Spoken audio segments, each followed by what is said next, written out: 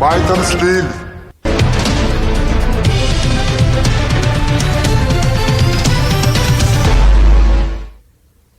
नमस्कार, आप देख रहे हैं खबर दोपहर। मैं हूं आपके साथ विभा उपाध्याय और सीधे बड़ी खबर के लिए रुक कर लेते हैं न्यूज रूम का, जहां से सहयोगी शिप्रा हमारे साथ जुड़े हैं। शिप्रा, क्या बड़ी खबर इस वक्त? विभा, इस वक्त की बड़ी खबर मोतिहारी के पीपरा थाना इलाके से सामने आ रही है, जहां बताया जा रहा है कि पुलिस टीम पर हमला कर दिया गया है। सैयदपुर गांव के पखाव टोला चौक के पास छापेमारी करने एक पुलिस की टीम पहुंची हुई थी, जहां जानलेवा हमला किया गया है। लाठी डंडे से पुलिस वालों की पिटाई की गई है। पुलिस ने भी जवाबी कार्रवाई में तकरीबन 6 राउंड फायरिंग की है और हमले की जो एक्सक्लूसिव तस्वीर है वो भी सामने आई है, और वो तस्वीर हम दर्शकों को अभी दिखाएंगे भी, जिसमें किस तरीके से जानलेवा हमला किया गया है ग्रामीणों की तरफ से, वो साफ तौर पर दिखाई दे रहा है। ये एक्सक्लूसिव तस्वीर घटना की हम आपको आपके टीवी स्क्रीन पर दिखा रहे हैं, जहां पर देखिए लाठी डंडे से लैश होकर जो ग्रामीण थे वो वहां पहुंचे और उसके बाद पुलिस टीम पर हमला कर दिया गया। वीडियो में फायरिंग की भी आवाज आ रही है। पुलिस की कार्रवाई के बाद पूरे गांव में हालांकि अभी सन्नाटा पसरा हुआ है।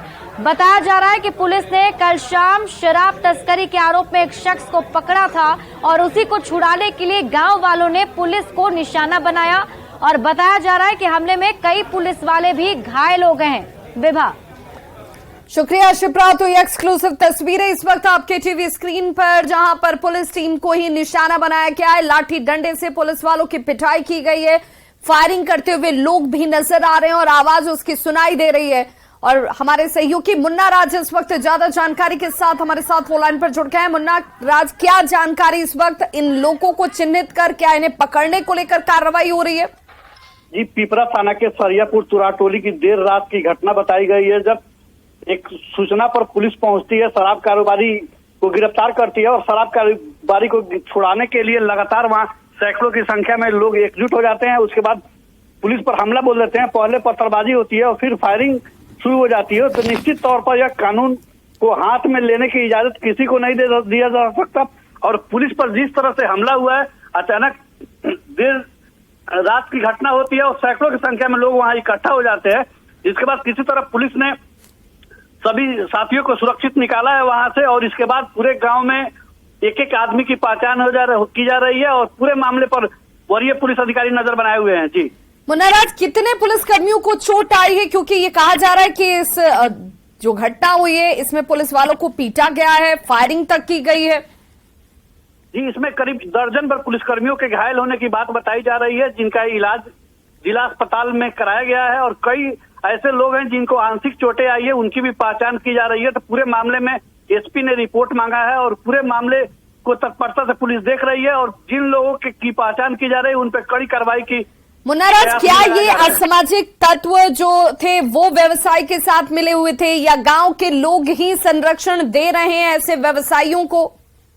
निश्चित तौर पर शराब कारोबारी की गिरफ्तारी होती है और शराब कारोबारी को छुड़ाने के लिए जिस तरह सैकड़ों की संख्या में लोग इकट्ठा होते हैं, तो निश्चित तौर पर उनके संरक्षक जरूर माने जा रहे हैं। और पुलिस का मानना है कि इन लोगों की संलिप्तता इस कारोबार में निश्चित रही होगी, और अचानक इस मामले को भड़काने के लिए सैकड़ों की संख्या में वहां लोग इकट्ठा होते हैं और अचानक पुलिस पर हमला बोल देते हैं। जी, बहुत बहुत शुक्रिया मुन्ना राज इस तमाम जानकारी के लिए। एक्सक्लूसिव तस्वीरें इस वक्त टीवी स्क्रीन पर आपके, जहां पर मोतिहारी में लाठी डंडे से पुलिस वालों की पिटाई की गई। तकरीबन दर्जन भर पुलिसकर्मी जख्मी बताए जा रहे हैं। 6 राउंड फायरिंग भी की गई है। ये बताया जा रहा है कि शराब कारोबारी को पकड़ने गई थी पुलिस टीम, जिस दौरान छुड़ाने के लिए देखिए पुलिस टीम को ही निशाना बनाया जाता और कैसे पुलिस वाले यहां से अपनी ही जान बचाकर भागने को विवश नजर आए। हालांकि अब कहा जा रहा है कि वीडियो के आधार पर भी और गांव में लोगों को चिन्हित किया जा रहा है जिन लोगों ने इस घटना को अंजाम दिया।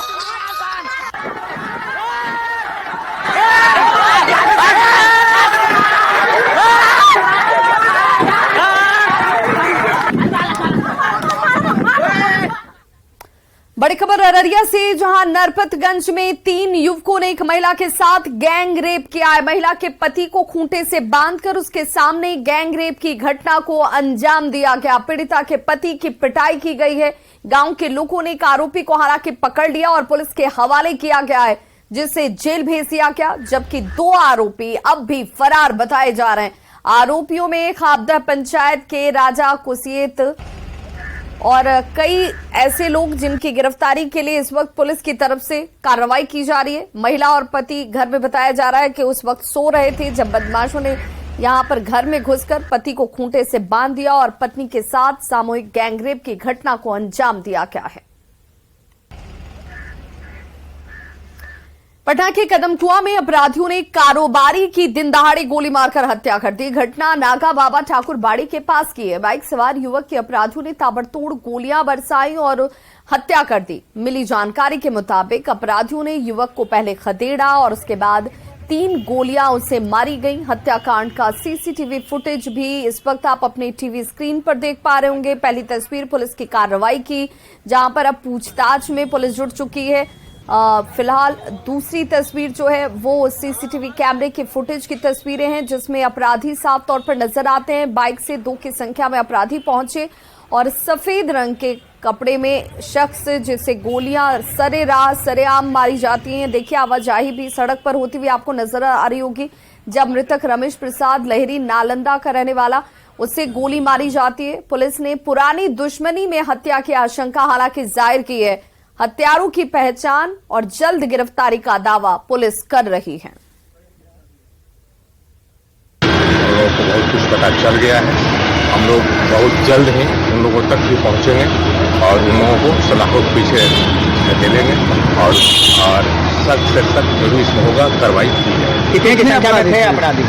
अपराधी 2 की संख्या में। बाइक से असर क्या लग रहा है आपको?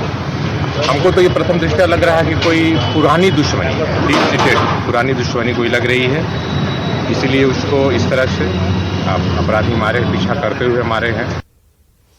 सीतामढ़ी से बड़ी खबर, जहां लड़की की हत्या से सनसनी मच गई। मां और भाई पर हत्या का आरोप लगा है। प्रेम प्रसंग को लेकर हत्या की गई। हत्या के बाद घर में ही उसे दफना दिया गया। मैलवार गांव में हत्या की वारदात से गांव में सनसनी मची हुई है।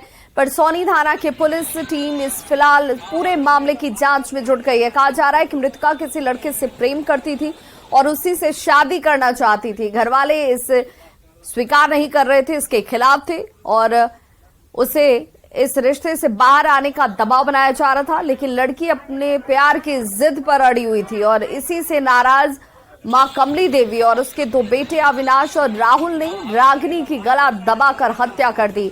इतना ही नहीं, किसी को हत्या के बारे में जानकारी न मिले, इसीलिए घर के आंगन में ही उसे दफना भी दिया जाता है।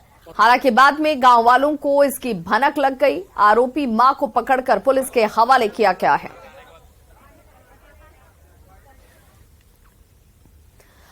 और अब खबर उत्तर प्रदेश से, जहां पर वाराणसी के ज्ञानव्यापी परिसर में आज शुरू हुए सर्वे पर सुप्रीम कोर्ट ने फिलहाल अंतरिम रोक लगा रखी है। ये रोक 26 जुलाई शाम 5 बजे तक के लिए लगाई गई है। सर्वे एएसआई की 40 सदस्यीय टीम कर रही थी और वजूखाने को छोड़कर परिसर में हर जगह सर्वे करने का आदेश था। सर्वे वाराणसी जिला अदालत के आदेश पर हो रहा था। एएसआई को सर्वे की रिपोर्ट 4 अगस्त तक अदालत में सौंपनी है और मुस्लिम पक्ष सर्वे रुकवाने की मांग को लेकर सुप्रीम कोर्ट पहुंचा हुआ था। सुप्रीम कोर्ट ने इस पर रोक लगाते हुए मुस्लिम पक्ष से कल ही हाई कोर्ट जाने को कहा है। सुप्रीम कोर्ट ने कहा है कि हाई कोर्ट में सुनवाई पर सुप्रीम कोर्ट के अंतरिम आदेश का कोई असर नहीं होगा। वो हम नहीं बता सकते हैं। वो ये से अपने टीम के साथ आए हैं, कोई टाइम ड्यूरेशन नहीं है। उन्होंने जिला प्रशासन से एक्सेस के लिए सहयोग मांगा, क्योंकि कोर्ट ऑर्डर का अनुपालन करना है। हम एक्सेस में उनको मदद करते हैं, बाकी कैसे करना है, क्या करना है, वो ये से तय करें। शाम 5 बजे तक रोक लगाई है और अंजुमन इंतजामिया को ये कहा है कि 26 जुलाई के शाम 5 बजे से पहले वो हाईकोर्ट अप्रोच करें और हाईकोर्ट इस मैटर को सुनेगा और उसके बाद हाईकोर्ट डिसाइड करेगा कि स्टे रहना है इस ऑर्डर पे कि नहीं रहना है। दोनों पक्षों की तरफ से क्या दलीलें दी गई थी? दोनों पक्षों की तरफ से देखिए, हमारी तरफ से यही दलील थी कि इस ऑर्डर में कोई गलती नहीं है और जो डिस्ट्रिक्ट जज साहब का ऑर्डर है उसमें लिखा हुआ है कि स्ट्रक्चर को बिना डैमेज किए, बिना क्षति पहुंचाए हुए ये सर्वेक्षण किया जाए। लेकिन माननीय सुप्रीम कोर्ट ने याचिकाकर्ता को यह आदेश दिया कि वह इलाहाबाद हाई कोर्ट के समक्ष कानून के हिसाब से जाकर के अपील फाइल करें और जब तक अपील फाइल नहीं करते हैं, यानी कि 26 तारीख तक उनको अपील फाइल करना है और 26 तारीख के 5 बजे शाम तक जो जिला जज का आदेश है उस आदेश पर रोक लगा दिया गया है 5 बजे शाम तक। अगर वो अपील फाइल करते हैं, उसकी सुनवाई होती है या नहीं होती है, 5 बजे शाम के बाद वह जो आदेश होगा स्वतः निरस्त माना जाएगा। मुझे लगता है न्यायालय के निर्देश पर पुरातत्व विभाग ने को एक सर्वेक्षण का काम दिया गया है। एएसआई हमारी एक ऐसी संस्था है जिसमें दुनिया में भी जिसकी प्रतिष्ठा है, तो सांस्कृतिक विरासतों को सच्चाई जानने के लिए हमेशा एएसआई जैसे प्लेटफॉर्म का उपयोग होता रहा है। न्यायालय ने निर्देश दिया है तो मुझे विश्वास है कि एएसआई अपने तथ्य जो न्यायालय को देगी उससे न्यायालय के काम में भी सुविधा मिलेगी, ऐसा मेरा विश्वास है। और संसद में मणिपुर पर महाभारत लगातार जारी है। मणिपुर पर संसद में हंगामा हुआ है। संसद के मानसून सत्र का तीसरा दिन और दोनों सदनों की कार्यवाही बाधित होती हुई एक बार फिर से नजर आई। संजय सिंह पूरे मानसून सत्र के लिए सस्पेंड कर दिए गए। राज्यसभा में मणिपुर मुद्दे पर बहस कर रहे थे और इसी दौरान दोनों सदनों की कार्रवाई मणिपुर मुद्दे को लेकर के स्थगित और हंगामे के वजह से देखिए क्या हालात हैं कि तीसरा दिन लेकिन कोई काम नहीं हो पा रहा है। कार्रवाई बाधित बार बार हो रही है। दोनों सदनों की कार्रवाई एक बार फिर से बाधित हुई। संजय सिंह पूरे मानसून सत्र के लिए फिलहाल सस्पेंड कर दिए गए। परमिशन आई राइज टू ले द पेपर्स। मेरे नाम के समक्ष सूचीबद्ध परिवहन पर्यटन माननीय सदस्यगण कुछ विषयों पर प्रस्ताव के नोटिस प्राप्त हुए। तो मणिपुर मुद्दे पर विपक्ष खासा हमलावर रुख अपनाए हुए। विपक्षी सांसदों ने आज संसद की कार्रवाई शुरू होने से पहले मणिपुर की घटना को लेकर धरना प्रदर्शन किया। विपक्षी सांसदों ने इस दौरान सरकार के खिलाफ नारेबाजी की और प्रधानमंत्री से घटना को लेकर संसद में बयान देने की मांग की। मणिपुर की घटना अभूतपूर्व है और उसका असर यह है कि बगल के राज्य है, मिजोरम है, नागालैंड है, इन सब में भी इसका असर पड़ सकता है और हमारे जो दुश्मन देश है एक तरीके से चाइना वगैरह वो उसका लाभ उठा सकते हैं, लेकिन ये सोच ही नहीं रहे। इन्हें तो कुल बीजेपी का मुख्यमंत्री बचा रहा है चाहे देश चला जाए। कटिहार से बड़ी खबर, जहां बैंक मैनेजर की मौत संदेहास्पद परिस्थितियों में हो गई है। भगवान चौक के पास लाश बरामद की गई है। नगर थाना क्षेत्र की यह घटना जहां पर हत्या या आत्महत्या, इस एंगल पर फिलहाल पुलिस अपनी जांच में जुट गई है। मृतक अजीत कुमार सहरसा में उत्तर बिहार ग्रामीण बैंक में मैनेजर के पद पर तैनात थे। छुट्टी में वो घर आए हुए थे। घर वालों ने 2 लोगों पर हत्या का आरोप लगाया है। इसको साजिश के तहत इसको हत्या किया गया है। कौन किस पे शक है? और मेरा शक है वही मनीष कुमार पे और राहुल कुमार पे, उसी के साथ आए हुए हैं और उसी पे ही हमको शक है। ये दोनों कहाँ का है? मनीष कुमार एक मनिहारी प्रखंड का है। मनिहारी प्रखंड का कौन है? मनीष कुमार और राहुल कुमार है फलका की। अच्छा, उसी दोनों के साथ ये आए थे? जी, वही दोनों के साथ आए हुए थे। कटिहार में एक शिक्षक की दबंगई का वीडियो सोशल मीडिया में तेजी से वायरल हो रहा है। दावा किया जा रहा है कि वायरल वीडियो खुरसेला प्रखंड के 3 घरिया मध्य विद्यालय का है। प्रिंसिपल चंद्रशेखर आचार्य ने अपने स्कूल के सहायक शिक्षक अभय कुमार पर थप्पड़ चढ़ दिया। जिला शिक्षा पदाधिकारी ने प्रखंड शिक्षा पदाधिकारियों को पूरे मामले की जांच कर रिपोर्ट सौंपने को कहा है।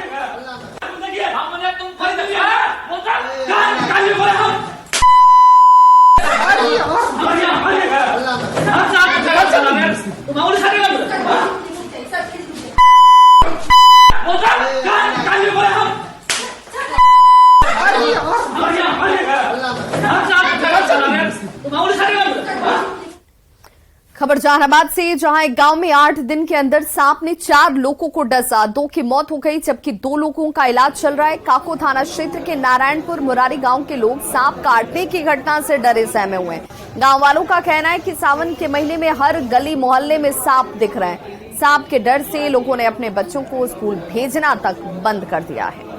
हमारे गांव में सर आज के 8 दिन पहले से सांप के चलते बहुत ज्यादा परेशानी हो रहा है। 8 दिन पहले यानी कि रविवार को, पिछले रविवार को एक लड़का को सांप काट लिया। मोरान बांधने जा रहा था, उसमें सांप काट लिया, उसका मृत्यु हो गया। उसके बाद फिर शनिवार को एक बच्ची को सांप काट लिया, उसका मृत्यु हो गया। आज भी 2 औरत को अपने घर के आगे सर सफाई कर रही थी, उसमें 2 औरत को सांप काट लिया। गया से बड़ी खबर, जहां युवक की हत्या से सनसनी मच गई है। हत्या कर शव को लटकाया गया था, इससे जलाने का भी प्रयास किया गया, ऐसी आशंका जाहिर की जा रही है। रेलवे ब्रिज के पास से लाश को बरामद किया गया है। पुराने कैबिन से शव की बरामदगी और फिलहाल पुलिस इस मामले की जांच में जुटी हुई है। डेल्हा थाना के कल्याणपुर मोहल्ले की ये घटना है। कहा जा रहा है कि कल्याणपुर मोहल्ले के पास रेलवे ओवरब्रिज के पास बने रेलवे के बंद पड़े केबिन से लाश बरामद हुई है। केबिन सालों से बंद पड़ा हुआ है जिसमें लाश मिली। लाश भी 4-5 दिन पुरानी बताई जाती है। फिलहाल मृतक की पहचान नहीं हो पाई है। धीरे-धीरे ऊपर चढ़ा, धीरे-धीरे। वहीं खबर कुछ दिनों की राहत के बाद दिल्ली में यमुना नदी एक बार फिर से उफनती हुई नजर आ रही है। शनिवार से यमुना के जलस्तर में लगातार बढ़ोतरी होने का सिलसिला जो शुरू हुआ वो रविवार को भी जारी रहा और रात 8 बजे तक यमुना का जलस्तर बढ़कर 206.39 मीटर तक पहुंच गया। हरियाणा के हथनीकुंड बैराज से छोड़े जा रहे पानी की मात्रा में दोपहर बाद से शाम तक लगातार काफी कमी आई, लेकिन शनिवार की रात से लेकर रविवार की सुबह तक जो पानी छोड़ा जा गया था वो आज दिल्ली पहुंचेगा। इस वजह से यमुना के जलस्तर में एक बार फिर से बढ़ोतरी जो है वो 207 मीटर के पार जा सकता है। अगर ऐसा हुआ तो निचले इलाके में एक बार फिर से बाढ़ का खतरा बढ़ जाएगा। इसे देखते हुए प्रशासन भी अलर्ट है। देश की राजधानी दिल्ली में एक बार फिर से यमुना का जलस्तर बढ़ने लगा है। यमुना का जलस्तर खतरे के निशान को पार कर गया है। इस वक्त अगर हम यमुना के जलस्तर की बात करें तो 206.88 पर यमुना बह रही है।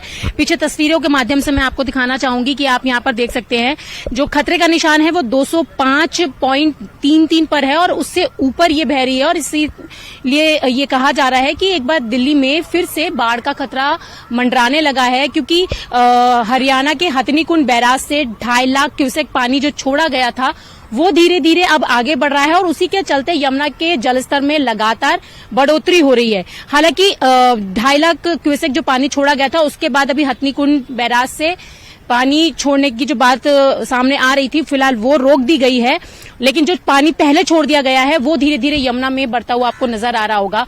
और आप देखें तो आपको सामने जो पूरा ये जो नदी है वो अपने खतरे के निशान से काफी ज्यादा ऊपर बहती हुई नजर आ रही है। पीछे एक छोटा मंदिर भी दिखाई दे रहा है, वो भी लगभग आधा डूबा हुआ नजर आ रहा है। पेड़ पौधे जो हैं वो यहाँ पर डूबे हुए हैं और यमुना के निचले स्तर पर जो रहने वाले जो लोग हैं फिलहाल उन्हें अभी राहत कैंप्स में ही रखा जा रहा है। एक तरफ यमुना बहती हुई आपको नजर आ रही होगी तस्वीरों के माध्यम से, दूसरी तरफ मैं आपको दिखाना चाहूंगी कि यहाँ पर यमुना के पानी को रोकने के लिए जो व्यवस्थाएं की जा रही हैं, जो तटबंध बनाए जा रहे हैं, वो आप देख सकते हो कि यहाँ पर अगर और भी ज्यादा अगर लेवल बढ़ता है यानी कि स्तर बढ़ता है तो उसे रोकने के लिए यहाँ पर तटबंध बनाए गए हैं। पीछे भी आप देखें तो ये जो काम है वो लगातार अभी चल रहा है और आगे की तरफ भी ऐसे ही रोकने के लिए एक बैरियर्स यानी कि तटबंध जो है वो यहाँ पर बनाए गए हैं। और जो लोग यहाँ पर रहते थे फिलहाल उन्हें अभी भी राहत कैंप में ही रहने की हिदायत दी गई है, क्योंकि अभी दिल्ली में बाढ़ का जो खतरा है वो मंडराता हुआ नजर आ रहा है। क्योंकि लगातार जिस तरीके से यमुना का जल स्तर बढ़ रहा है तो जो आसपास के जो लोग हैं रहने वाले ओखला और सोनिया विहार, इन लोगों को अभी राहत कैंप में ही रखने की बात की गई है। और दूसरी तरफ लोहे वाला जो पुल है वो रेलवे के लिए भी और साथ ही साथ पब्लिक ट्रांसपोर्ट के लिए भी फिलहाल बंद कर दिया गया है। मेट्रो की स्पीड है वो भी कम कर दी गई है। तो तस्वीरें आपके सामने आप देख सकते हैं कि जिस तरीके से लगातार जो पानी बढ़ रहा है, कहीं न कहीं दिल्ली पर अभी भी बाढ़ का खतरा बना हुआ है। ऐसे में लोग सिर्फ यही दुआ कर रहे हैं कि बाढ़ जैसी स्थिति ना बने और उनका जो जनजीवन है एक बार फिर से सामान्य हो पाए। कैमरा पर्सन कार्तिक के साथ रचना, न्यूज़ 18 दिल्ली। और बड़ी खबर इस वक्त जूनागढ़ से आ रही है, जहां रिहायशी इमारत गिर गई है। जूनागढ़ में ये रिहायशी इमारत गिरी है, दातार रोड की ये घटना। और देखिए किस तरीके से अफरा तफरी जो है वो मची हुई है। कुछ लोग मलबे में दबे होने की बात सामने आ रही है। लोगों के दबे होने की आशंका के बीच स्थानीय तौर पर भी लोग जो आसपास के हैं वो रेस्क्यू में देखिए जुटे हुए हैं और फिलहाल प्रशासन की टीम भी यहां पर पहुंची हुई है। रिहायशी ये जो मकान वो गिरा है और इसके गिरने की वजह से बताया जा रहा है कि कुछ लोग इसके जद में दबे हुए हैं और इसीलिए यहां इस वक्त रेस्क्यू ऑपरेशन चलाया जाता हुआ।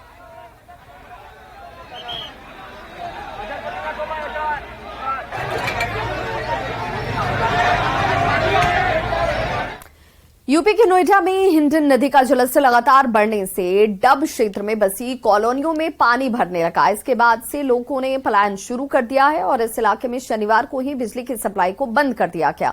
वहीं यमुना में फिर से पानी बढ़ने से बाढ़ का खतरा बढ़ गया है। पानी कम होने के बाद डब क्षेत्र में रहने पहुंचे लोग अपने सामान और मवेशी को लेकर दोबारा दूसरी जगह पर शिफ्ट हो रहे हैं। हिंडन के किनारे बसी कॉलोनियों में बड़ी संख्या में मेड और कामगार रहते हैं। उनके घर पानी में डूबने की वजह से कई सोसाइटीज में मेड अब नहीं पहुंच रही हैं। आज रात तक जलस्तर और बढ़ने का अनुमान है। हमें लगभग 8 साल के करीब हो चुकी, तब से पानी पहली बार देखा है इतना। अब परेशान तो ये है कि मकानों में पानी भर गया, इधर उधर भाग रहे हैं मकान खाली करके। ना पुलिस वाले आते तो हैं, खाली करने को बोल रहे हैं, ये लोग खाली अब करके जा रहे हैं। जब पानी भर गया तब सूचना तो पहले आ चुकी थी कि खाली करते। तो ये जो पानी है क्या बढ़ते जा रहा है? हाँ, बढ़ता ही जा रहा है, अभी कम नहीं हो रहा है। देखिए, अभी जो आज की स्थिति है इसमें यमुना का भी जलस्तर बढ़ा है और हिंडन का भी लगातार बढ़ रहा है। पिछले कुछ दिनों से लगातार हम लोगों ने प्रिंट मीडिया, इलेक्ट्रॉनिक मीडिया और सोशल मीडिया के माध्यम से अलर्ट जारी किए हैं और लोगों को सुरक्षित स्थलों पर शिफ्ट भी किया है। अभी ज्यादा जो खतरा है वो हिंडन नदी में ज्यादा है, क्योंकि उसमें लगातार पानी बढ़ रहा है और लगभग 5 गांव हमारा ज्यादा प्रभावित है और वहां से लगभग 200 लोगों को सुरक्षित स्थलों पर शिफ्ट भी कराया जा चुका है और भी कई लोग हैं, लगातार मुनादी कराई जा रही है।